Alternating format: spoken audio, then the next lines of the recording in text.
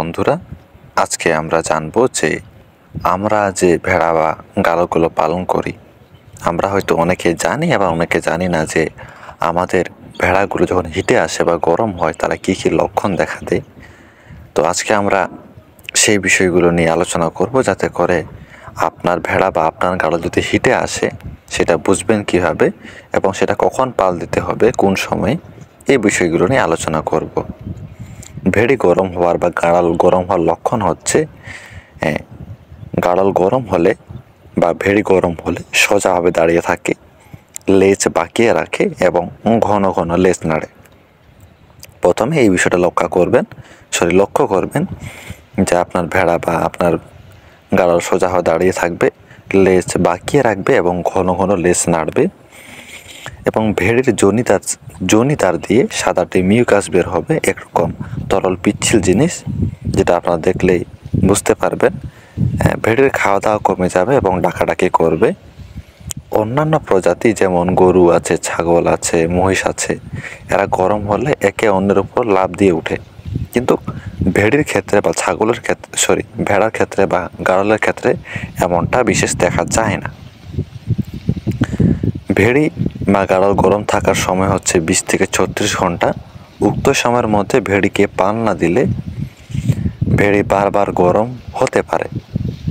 আর আমাদের দেশের দেশি জাতের ভেড়া 12 থেকে 15 মাসে প্রথম বাচ্চা দেয় এবং প্রতিবারে 2টি করে বাচ্চা দেয় এবং বছরে 2বার বাচ্চা দেয়। অনেক সময় প্রসব পরবর্তী অর্থাৎ বাচ্চা দেওয়ার পরে 2 থেকে 3 মাস প্রজনন করা হয় না।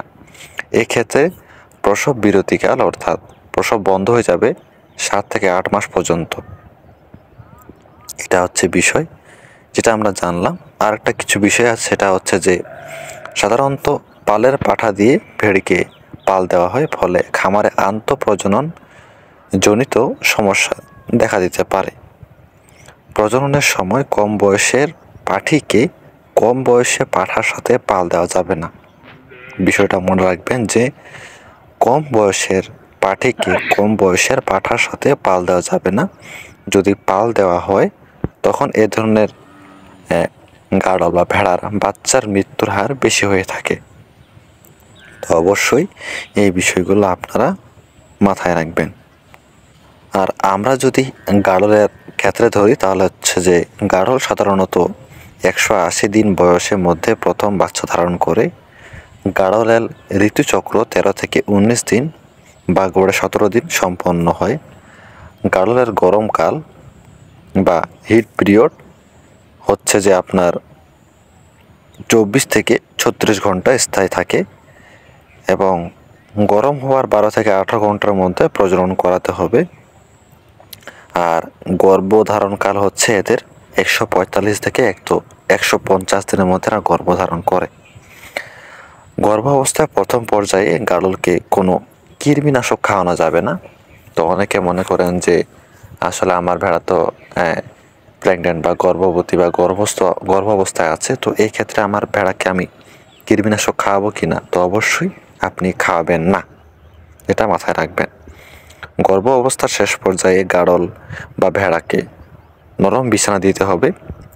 এই ক্ষেত্রে আপনারা চট বা খড় এগুলো যাতে ব্যবহার করতে পারেন নরম বিছানার জন্য, বা যেগুলো ফেলনা কাপড় আছে, যেগুলো কাপড় আমরা ইউজ করি না সেগুলো কাপড়, বা যেগুলো কম্বল ইউজ করা হয় না সেগুলো কম্বল আপনারা তাদের মেঝেতে বা মাটিতে বিছিয়ে দিতে পারেন।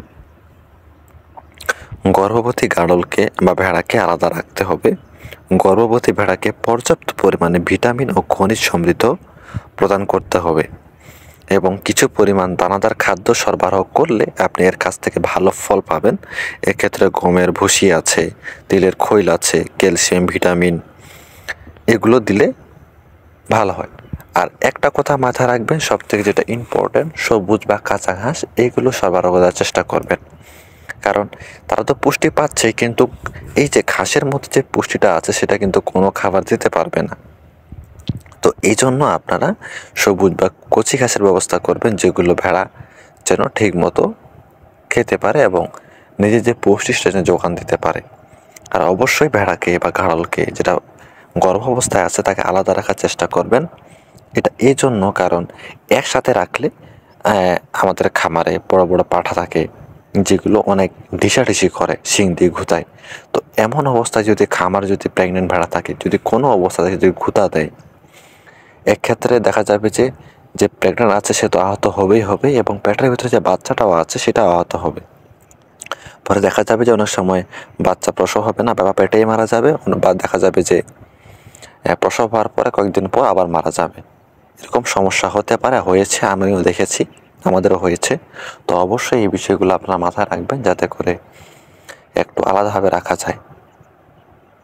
প্রিয় বন্ধুরা, আজকের ভিডিও এখানে শেষ করছি। দেখা হচ্ছে নতুন ভিডিওতে নতুন বিষয় নিয়ে। ভুল যদি কোনো কিছু বলে থাকি ছোট ভাই হিসেবে ক্ষমা দৃষ্টিতে দেখবেন, এবং আপনার মূল্যবান বক্তব্য কমেন্ট বক্সে জানাবেন। দেখা হচ্ছে নতুন ভিডিওতে নতুন বিষয় নিয়ে। আর কেমন ভিডিও চাই অবশ্যই জানাবেন। দেখা হচ্ছে নতুন ভিডিওতে। ভালো থাকবেন, ধন্যবাদ।